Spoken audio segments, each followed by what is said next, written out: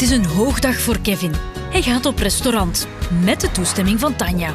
En kun je dan eens op een andere manier van iets genieten? Een keer goed gaan eten bijvoorbeeld? Of... Wow, een entrecootje. Kevin verloor vorige week maar liefst 3,5 kilo. Dat mag dus gerust gevierd worden. Een aperitief drinken. Maar genieten met mate was vroeger een probleem voor Kevin. Dus komt Tanja achter de schermen een oogje in het zeil houden en mee in de potten roeren. Jij bent een goede maat van de Kevin, heb ik gehoord. Ja. Hij weet niet dat ik hier ben. Hè. Hij denkt van, goh, ik mag mij eens laten gaan. Dus je mag niks zeggen, hè? Oké? En nog vele kilo's minder, hè? Ja. Maar ik heb dat met mij van wat hoeft hier. En die baloussaus weer. Met dat spek in. Heb je zijn stuk vlees al afgesneden? Ja. Hij mag van mij gerust een groter stuk vlees eten. Maar dit is een beetje te groot. Te groot? Ja. Zou je niet zo wat een dunner stuk kunnen afsnijden? Of doet dat iets mis aan... Ja, nog wat dunner, nog wat dunner. dunner. Ja. Ja, voilà, zeg. Ja.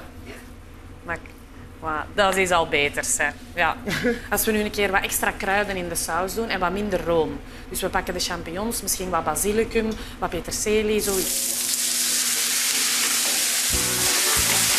Dus de alcohol dan, dat is al goed. Anders zouden we weer wat extra calorieën hebben. Mag er wel een beetje om. Ja, maar niet te veel, hè? Dat is dan normaal nog een klein beetje ketchup.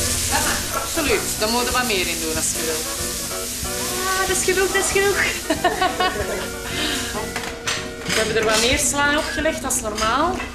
Als je dat nu zo ziet liggen, dat is toch nog altijd een goed stukje vlees. Ja. Ja? Nee?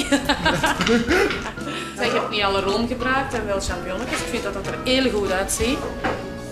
Ja. Alsjeblieft, Kevin. Voordat we er al een beetje een roes hebben staan. Gezond blijven, niet? Goed van jou? Allee. Smakelijk? Ja, met zo, hè. En dan moet ik allee, van proeven niet. En? Nou, dat is weer een goede. En de nietje ervan? Ja, Te lange linie, nog zuid wat eet net. Dat is te belangrijk. Ja, maar ja. Ben je nog al warm zijn aan mijn maag? Pijzen twee. Die room. En bij wen, die room en al. Dat vet, hè. Da-da-da-da-da.